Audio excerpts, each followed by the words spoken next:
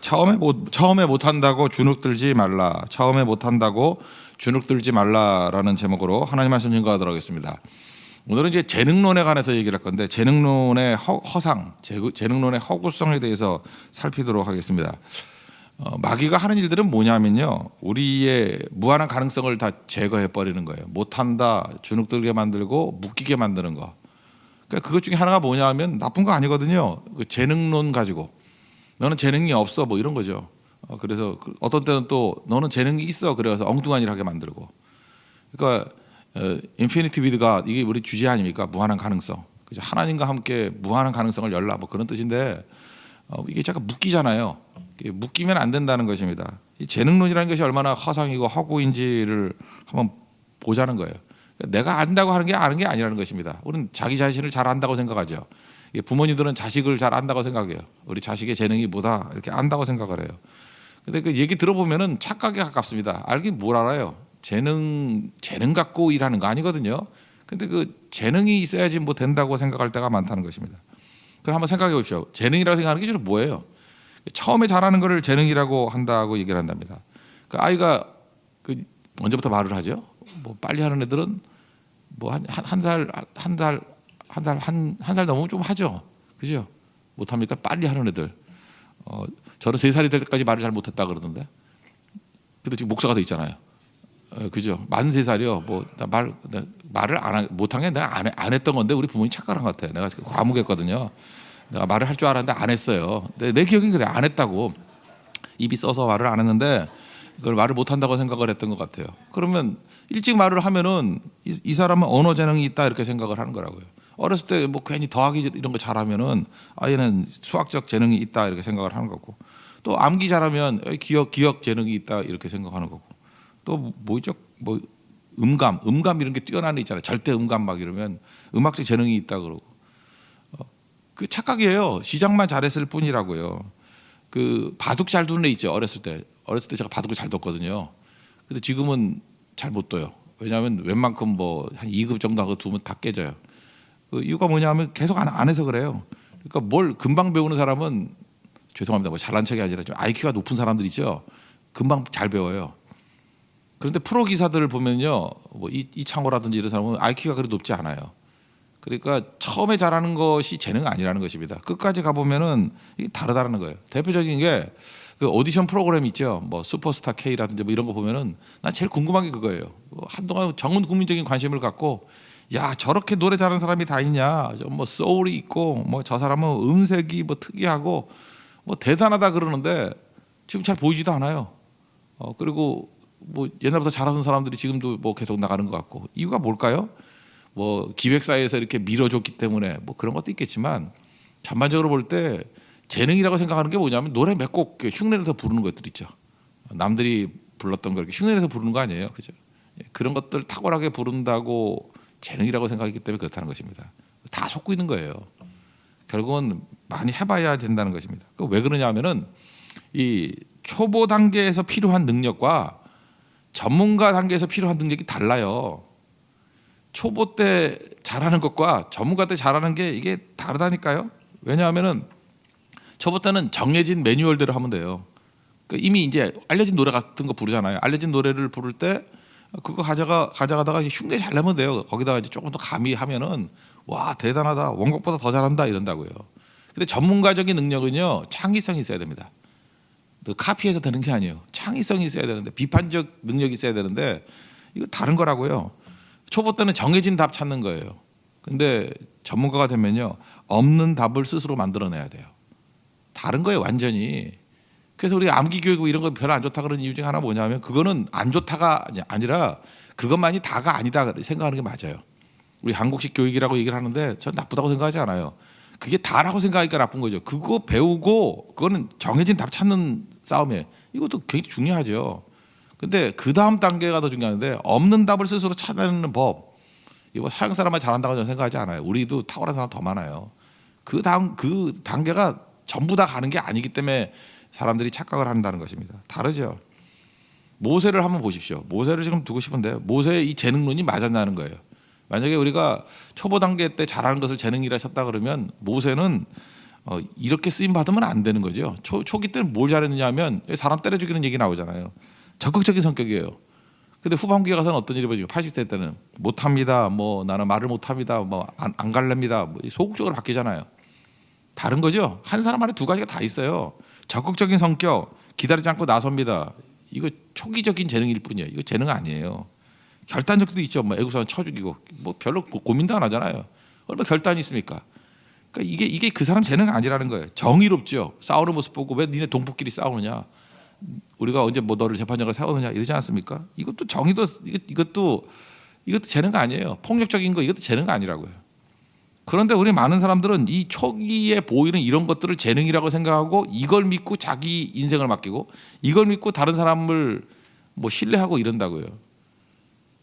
그러니까 여기서 두 가지가 나오는 거예요. 초기에 뭐 잘하는 것이 재능이라고 믿는 교만을 깨야 된다. 이건 교만한 사람한테 이것도 중요한 얘기고 또 반대 얘기죠. 초기 때 못한다고 주눅이 더 많이 들어요. 사람들은. 초기 때 잘하는 사람 몇 명 없거든요. 그래서 주눅이 들어서 나는 못하는가 봐 안 되는가 봐 이러는 사람이 많은데 그것도 틀린 거라는 거예요. 그러니까 한마디로 해서 초기는 아무것도 아니라는 거예요. 시작할 때 뭐 잘하고 못하고는 아무것도 아니고 우리의 깊은 과정을 통해서 우리가 배워야 될 것들이 뭐냐면 하나님이 하시면 된다. 그거 배워야 된다는 거예요. 내게 능력 주시는 자에서 내가 모든 것을 할 수 있느니라 이걸 배워야 된다는 거예요. 사도 바울도 자기가 장점이라고 생각했던 모든 것들이 다 자기에게 원수였고요. 자기 약점이라고 생각했던 것들을 통해서 일하실 때가 더 많다는 것입니다. 개인적으로도 그런 게 얼마나 많아요. 저도 개인적으로 잘했던 거는 수학하고 과학인데 지금 목사가 돼 있잖아요. 전혀 쓸모가 없어요. 그거 제일 못한 게 국어하고 영어인데 지금 헉헉대면서 국어와 영어 갖고 사용해가지고 지금 목회를 하고 있잖아요. 그 저만 그런 게 아니고 아마 다 그럴걸요.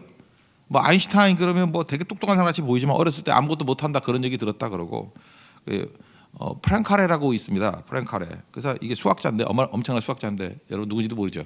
카레 이름이 아니고요. 프랭카레라는 이름이 있어요. 이 사람이 IQ가 낮다 이런 소리 들었고요. 뭐 레오나르도 다빈치 이 사람은 그 철자 맨날 틀렸어요. 그래서 철자 틀리는 평생 제가 바보라고 그런 소리 들었는데 이건 뭐 르네상스인이고 그러지 않습니까? 윈스턴 처칠 그 알잖아요. 낙제하고 뭐 안 돌고 그랬는데 말 더듬이 진짜 재밌죠. 윈스턴 처칠이 그 말 더듬이였는데 연설가 최고의 연설가라 그러고 노벨 문학상 타고 뭐 영국에 수상되고 다 하시잖아요. 바뀐다고요. 초기 재능하고 하나님께 쓰시는 내용들하고 절대 맞지 않다는 것입니다. 에디슨은 뭐 학교에서 쫓겨나고 그러니까 믿는 사람 말고도 믿지 않는 사람들 속에서도 세상 속에서도 발견하는 것들이 뭐냐면 재능론이라는 건 다 엉터리라는 거예요. 근데 이거에 잠깐 묶여가지고 못한다 안 한다 잠깐만 이런다고요. 저도 이제 목회를 하면서 착각이 뭐냐 우리 교회 컬러가 뭘까 하나님이 어떻게 사용하실까 이렇게 쭉 보면은 옛날에 제가 젊은이들만 많이 모였을 때는 막 의욕이 넘쳤어요. 젊은이들 갖고 못할 일이 뭐가 있냐 못할 일이 무지 많더라고. 그거 잘못 믿은 거예요. 그다음에 쭉 보면은 어떤 때 그러잖아요. 뭐 여전도회 남전도회 회원들이 많고 이번 뭐 인도는 좀 약간 젊은 사람들이 많이 갔습니다. 근데 뭐 어떤 때 막 섞여 있잖아요. 막 섞여 있으면 이걸 통해서 이제 생각을 하는 거예요. 도대체 뭘 할 수 있을까? 맞는 게 하나도 없어요. 맞는 게 오히려 가장 젊은 사람들이 할 수 있는 일들을 더 많이 하기도 한다고요. 그래서 깨달은 게 뭐냐? 초기 때의 멤버들, 초기 때의 재능들, 그다음에 우리 상황들 그거 의지해서 결정할 거 아니라는 거예요. 하나님이 하시면 된다는 것입니다. 여러분 믿습니까? 그 모세도 그거 아니에요. 나는 뭐 말 잘 못합니다. 그럴 때 아니 입을 지으신 자가 누구냐, 혀를 지으신 자가 누구냐. 그 얘기 뭐예요? 그 아무짝에 소용 없어. 그 얘기 아니에요. 그 3장에 넘어가면 그런 얘기 나오잖아요. 그죠? 그 아무짝에 소용 없어. 그 4장에 나오네 4장에 그죠? 4장 출애굽기 4장에 그거 아무것도 아니라고. 그러니까 여러분도 지금도 하나님 앞에서 이렇게 눌려 있고 주눅 드는 곳이 있으면은 거기서 일어나는 정도이길 바랍니다. 그래서 오히려 하나님은 다르게 사용하시잖아요. 잘 보세요. 모세가 필요한 게 광야에서 이제 이스라엘 백성들을 리드하는 건데 그 초기 장점이 필요 없다 그랬죠. 잘 보세요. 이건 정해진 답이 아니잖아요. 정해진 답이 필요하다 그러면 뭐 애국 같은 이게 제국 이미 다 시스템이 갖춰진 데서는 그런 인재가 필요해. 애국 학교 출신들, 제도권 학교 출신들이 필요한 거라고. 그렇죠. 우리 같은 뭐 서울대 출신이 필요한 거고 하버드 출신이 필요한 거고 뭐 제대로 교육받은 사람이 필요한 거라고요.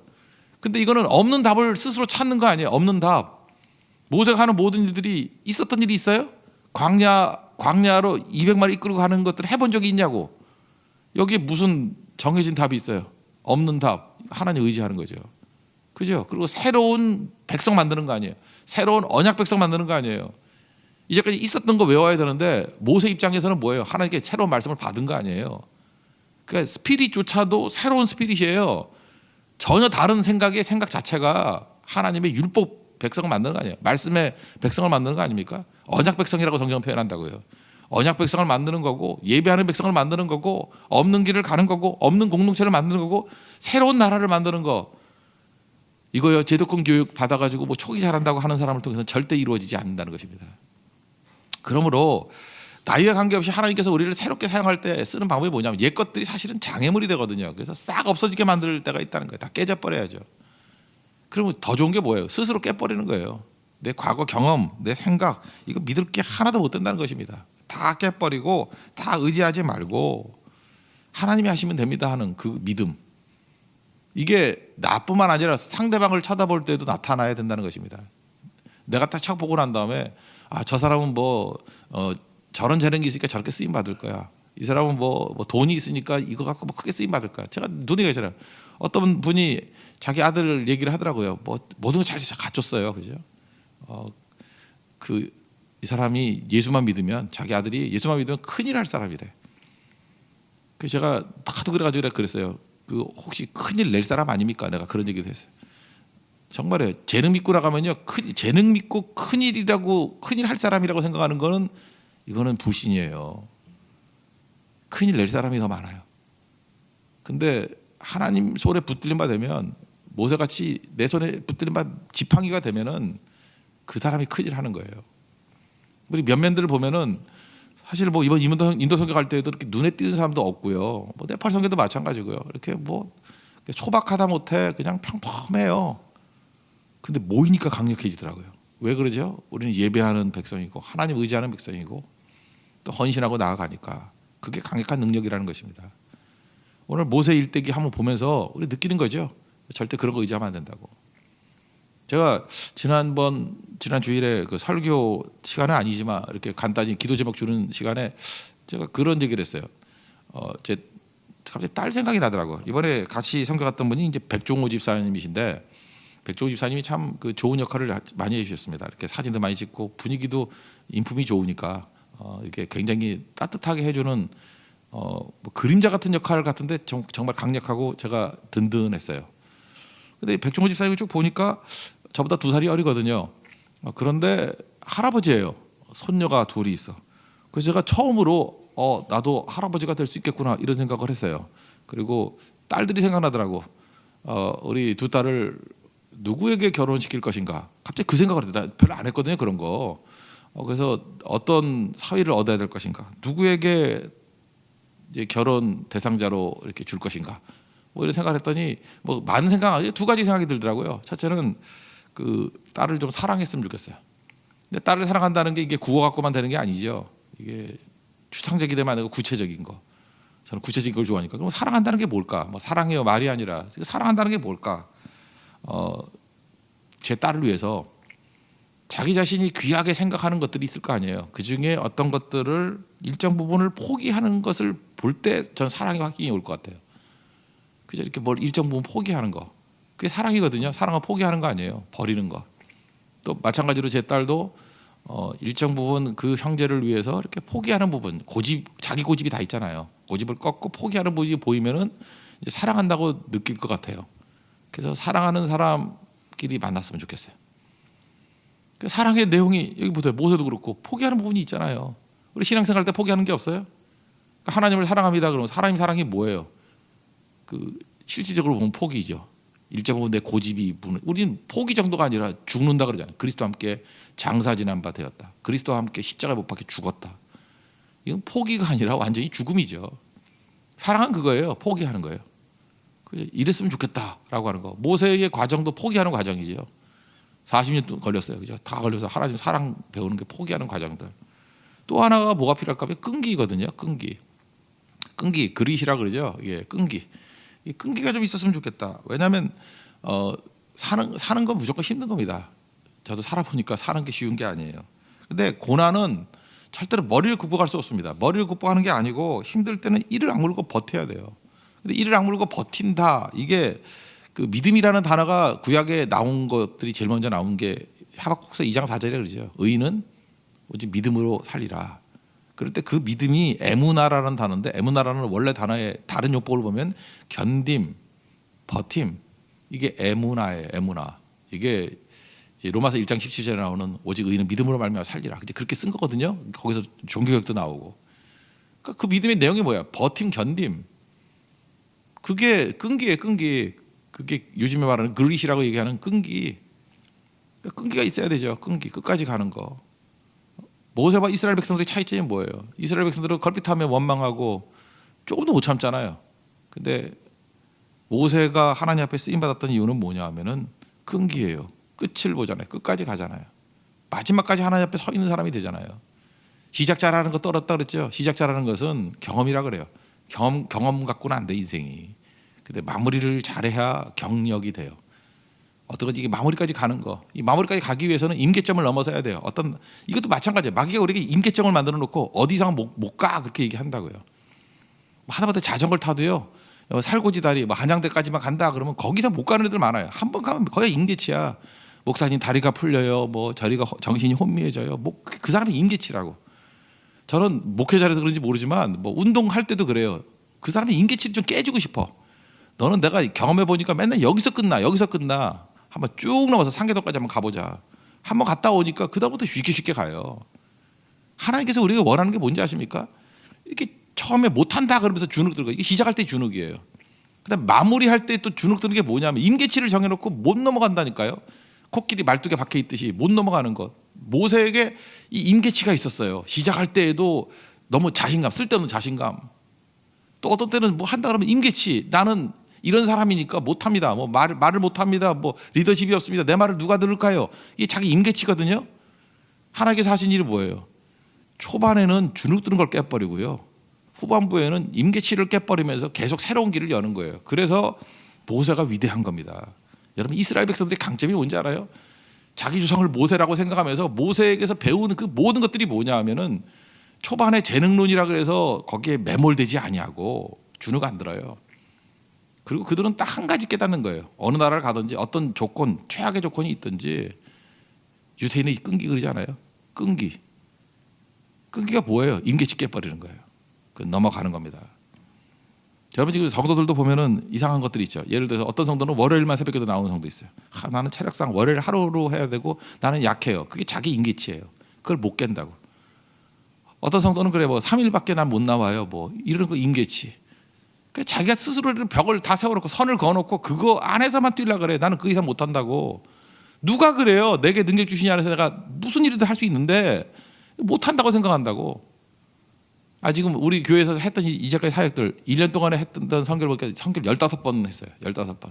이제 마지막 선교까지 다 끝냈는데 15번 선교했는데 우리 교회 역량과 이 인원이나 뭐 이런 상황을 놓고 볼 때 이게 가능한 일이었습니까? 어떻게 보면 임계치를 넘어선 거죠. 그런데 묘한 게 그럼 마지막에 가서는 인도 선교 같은 데가 되면 기진맥진해 가지고 이제 죽었다 깨라도 내년에 이거 못해 이래야 되는 것 같은데 꿈틀꿈틀하지 않아요? 꿈틀꿈틀 그죠? 이제 더 할 수 있을 것 같이 보이고 더 나갈 것 같이 보이고 그게 성령께서 하시는 일이라고요. 주눅 들지 마십시오. 그리고 임계치에 눌려서 깨지지 마십시오. 결혼 얘기했지만 이건 사실은 모세의 이야기고 이건 우리 성도의 이야기예요. 사랑이 있으면 뚫고 나갑니다.